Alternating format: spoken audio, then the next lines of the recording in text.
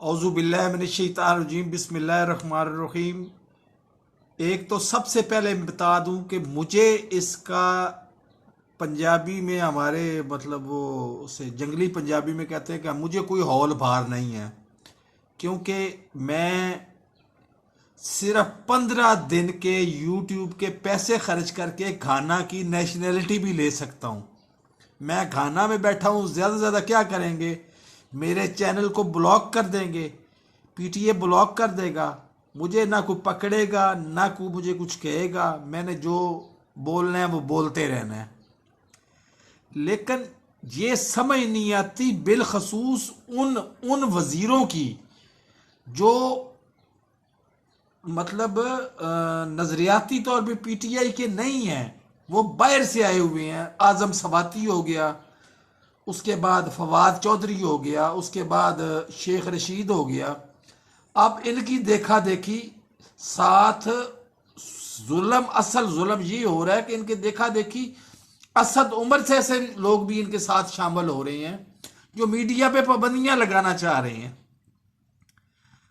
और मेरे भाई, ना 9 मन तेल होगा, ना राधा नाचेगी, ना 10 करोड़ किसी के पास होगा, ना वो आपको देगा।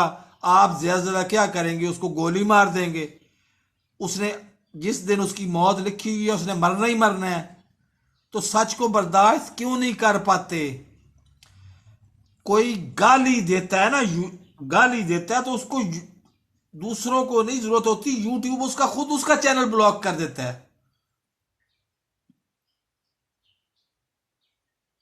कम्युनिटी स्ट्राइक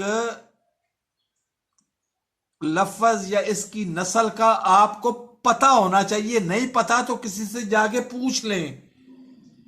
जब कोई गाली देता है या नाजेबा अल्फाज इस्तेमाल करता है तो वो यूट्यूब का कोई भी यूजर उसको कम्युनिटी स्ट्राइक दे सकता है। और 3 कम्युनिटी स्ट्राइक के बाद चैनल मतलब डिलीट हो जाता है, खत्म हो जाता है। बाज़ औक़ात 7 दिन की पाबंदी लग जाती है। और खुदा के लिए अल्लाह का नाम लें कि अक्ल को हाथ मारें। इस तरह के कवानीन नाफज करके अपने ऊपर खुद ही मुलामत ना मलें। इसका फायदा वायदा आपको नहीं होना, उल्टा आपने बदनाम ही होना है।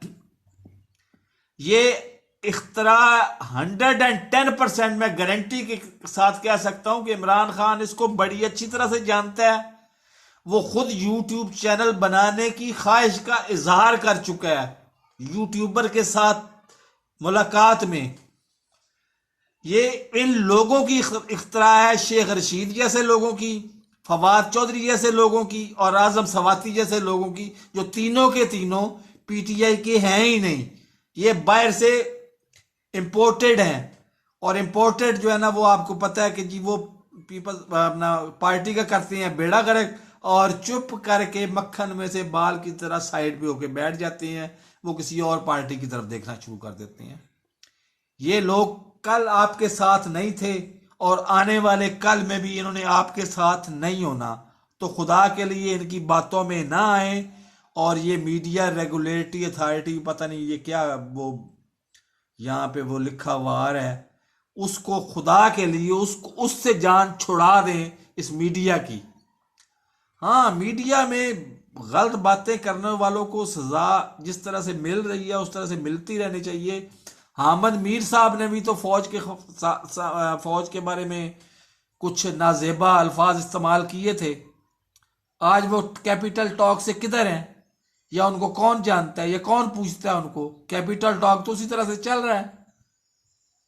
और मेरे भाई, आप लोगों की जबान तो बंद कर लेंगे सोच समझ के, पाकिस्तान में रहने वालों की, लेकिन उनकी सोच क्या बंद कर सकेंगे? सोच आप बंद नहीं कर सकते। और जबान बंद करके जब सोच उसकी बंद नहीं कर सकते तो वो उसका नतीजा कोई बुरा ही निकलेगा, अच्छा नहीं निकलेगा आपसे।